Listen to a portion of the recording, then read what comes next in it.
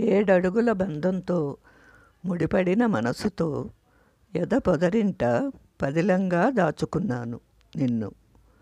మది మందిరంలో నీ రూపాన్ని మరీ చూసుకొని మురిసిపోయాను.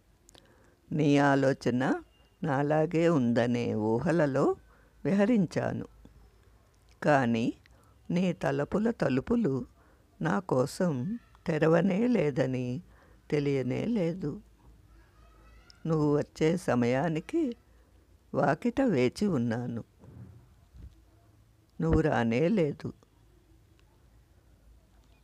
ఏవో పనుల వల్ల రాలేదనుకొని విశ్రాంతి లేదనుకున్నాను.